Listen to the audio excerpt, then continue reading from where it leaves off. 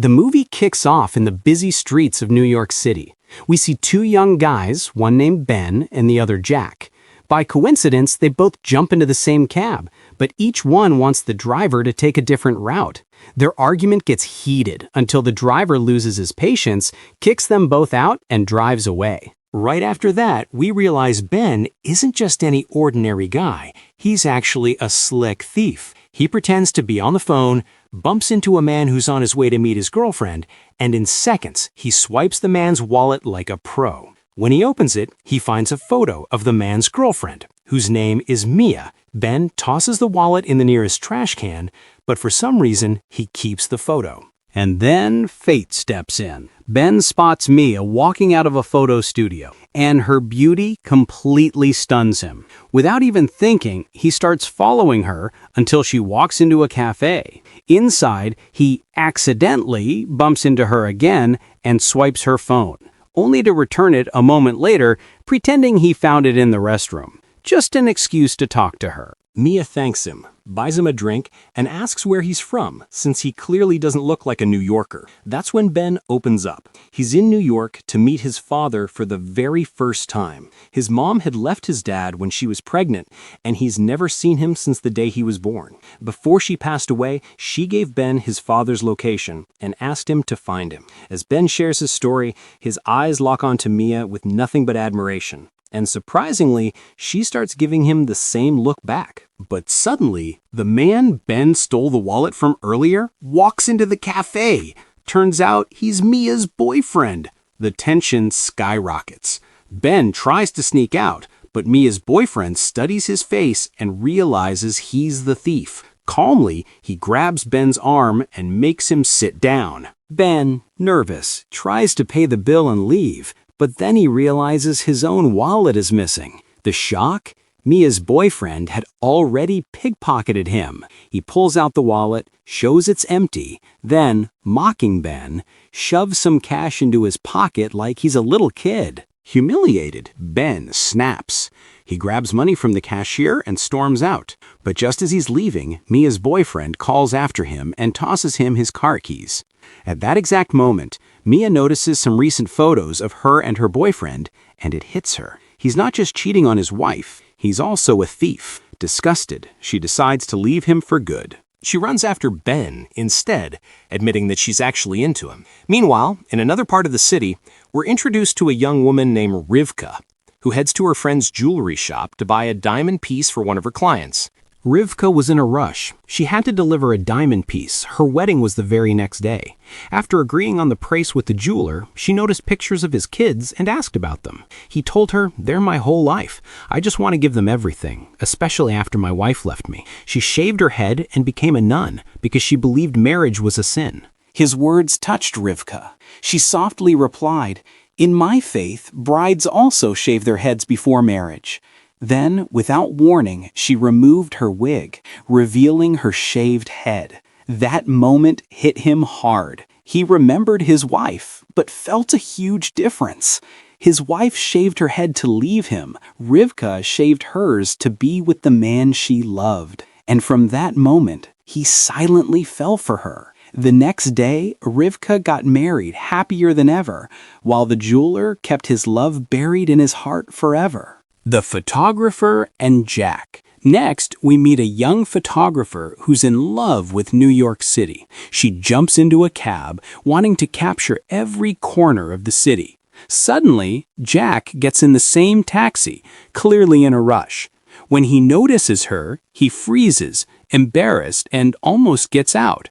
But when she learns he's heading west, she smiles and says she's going to the same place. She asks him to stay. From the way she looked at him, it was obvious she was drawn to him right away. David and Camille's story. Then, the story shifts to David, a young composer living alone, dreaming of becoming famous one day. Out of the blue, he gets a call from his boss's secretary, Camille, who tells him the boss isn't happy with his work.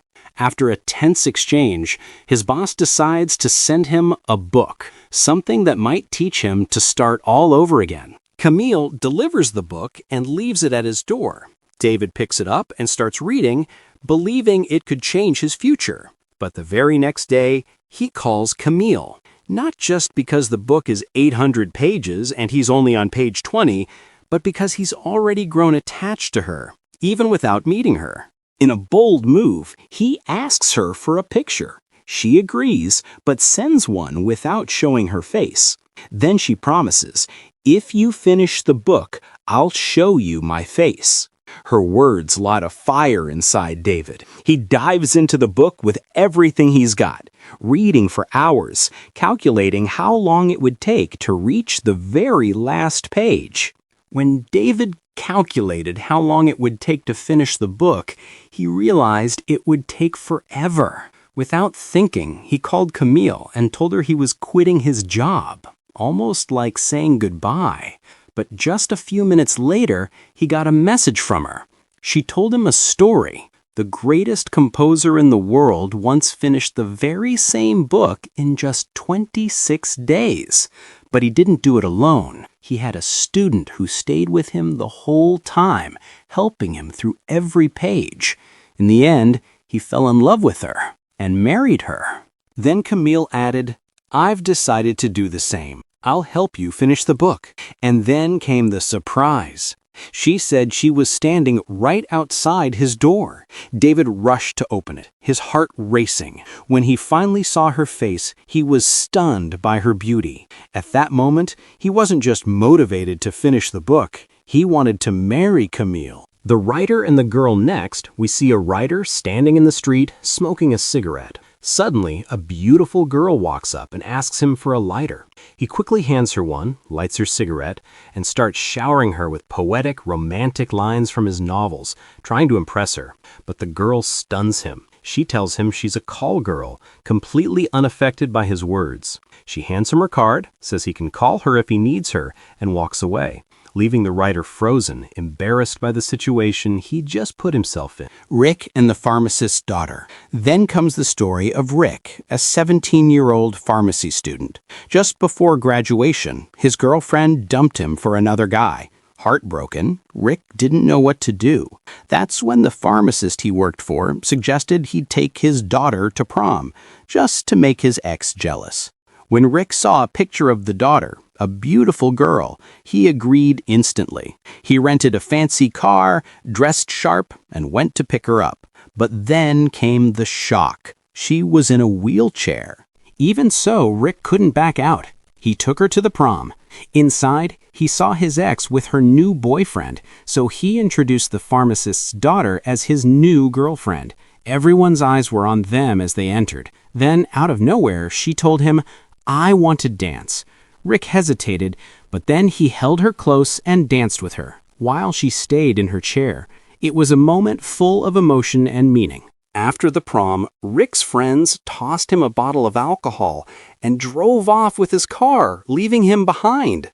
She calmly told him, "Let's just sit in the garden for a while." They sat, drank, and talked. Her kind words and gentle nature slowly drew Rick closer to her, and he realized he was falling for her. But the drinking caught up with them. They both passed out in the garden. The next morning, Rick woke up in shock, finding her right next to him. Panicked, he quickly helped her up and rushed her back home, knowing her father must have been worried sick.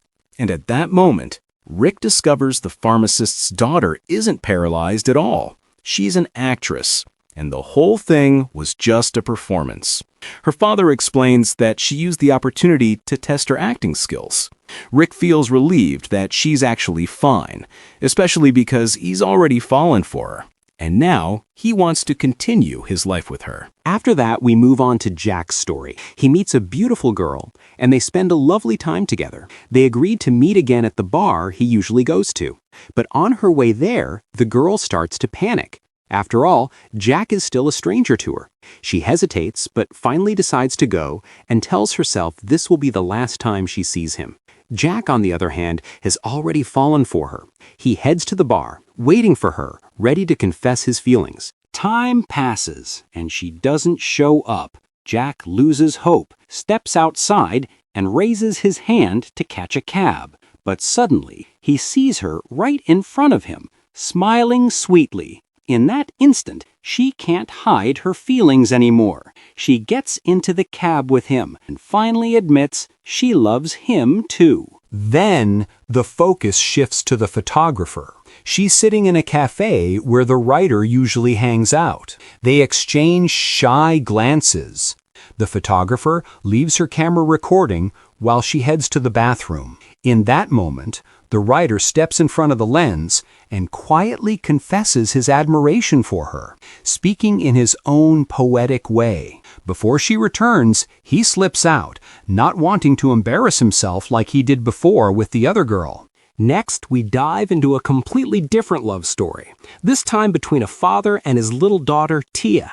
Her dad has nothing left in life that matters more than her. He's separated from her mother, and on the rare day he's allowed to see Tia, he takes her out. He buys her hot dogs, the very food her mom forbade, and then lets her play by the fountain she adores. While there, some people who know Tia's mom mistake her dad for a hired helper, assuming he was ordered to take Tia out because her mom was busy.